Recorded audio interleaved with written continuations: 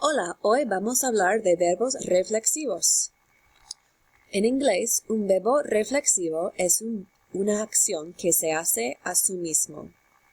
En inglés, un pronombre reflexivo termina con self or selves y los verbos muestran que el sujeto hace y recibe la acción. Por ejemplo, I bathe myself. I brush my teeth myself. So I benefit from the brushing my teeth and I'm the one who does it. En español, un verbo reflexivo necesita... Primero vamos a aprender cómo se escribe la forma infinitivo. So to write an infinitive form of a reflexive verb, you have to always include the reflexive pronoun, and this pronoun is placed at the end of the infinitive verb. The reflexive pronoun is always se. So whenever we're writing just the infinitive form, so you'll see this in your vocabulario, for example, you'll always see it with a se ending. Por ejemplo, bañarse significa to bathe oneself or to take a bath. So that bañarse, cepillarse los dientes, lavarse, all of those original forms always end in se. Pero, cuando se escribe la forma conjugado del verbo reflexivo, el pronombre se pone antes del verbo conjugado. However, when you conjugate the verb, now a number of things change. First, we put the reflexive pronoun before the conjugated verb, and we also have to agree with the person that's being discussed.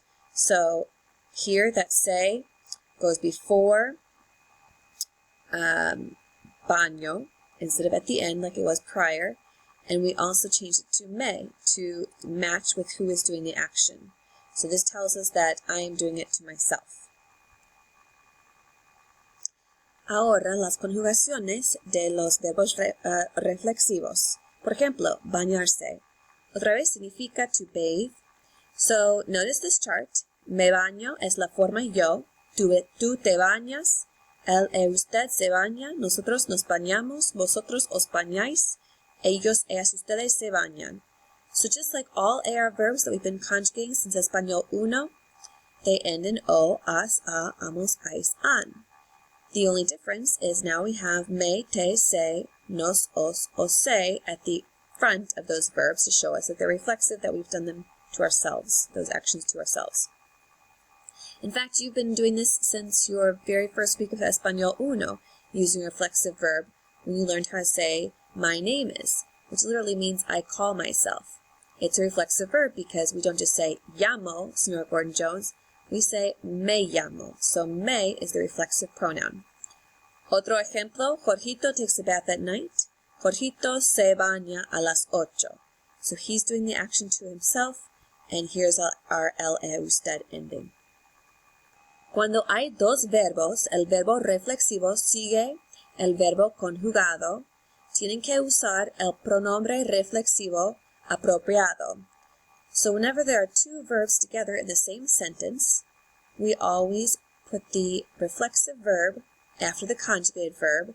We have to make sure that our reflexive pronoun matches the person that's doing the action. So in other words, we'll give an example. Do you want to wake up? To want is a verb, and to wake up is a verb. To want in the to form, quieres, and then the verb to wake up is despertar. If you're waking yourself up, you're doing the action to yourself now, so we have to put the te at the end of the reflexive verb. So that's where attaching the reflexive pronoun to the infinitive, just like in English we would say, do you want to wake up? So we leave despertar in the infinitive form. That's a rule that we've been following for a long time in Espanol. Anytime there are two verbs next to each other, the second verb always stays in the infinitive form.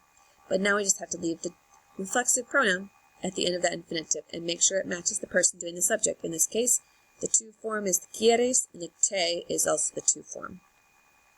Pero otra opción es cuando hay dos verbos, también se puede poner el pronombre antes del verbo conjugado. Option number 2, if you don't want to place the reflexive pronoun at the end of the second verb, at the end of the reflexive verb, you can place that at the beginning of the, in front of the conjugated verb. Por ejemplo, I want to wake up at 7. So in this case, we have quiero is the yo form of querer, despertar, to wake up. But instead of putting the me at the end, which I can do, and that is fine, I can also put it at the front of the first verb, the conjugated verb. So there are two ways to do this. When there are two verbs, it means there are two options. Option number 1 is to leave the pronoun at the end of the second verb.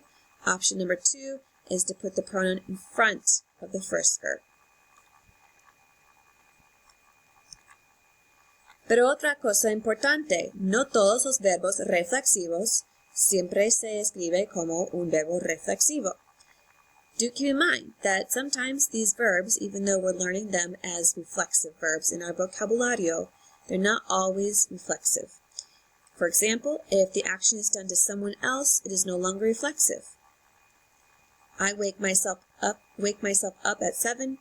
I wake up Celia at 7. So here you have two verbs, two sentences with similar actions.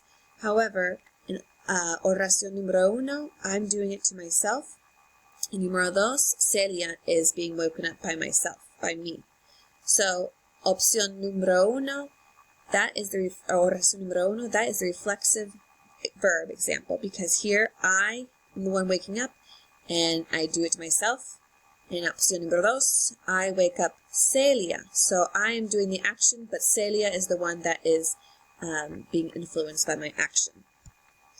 So to put those in español, I wake myself up at 7. Me despierto a las 7. I wake up Celia at 7. Despierto a Celia a las 7. So I've lost the me that I find in sentence number 1. It's no longer needed in sentence number 2. Because I'm no longer doing the action to myself, I am waking up Celia. El fin.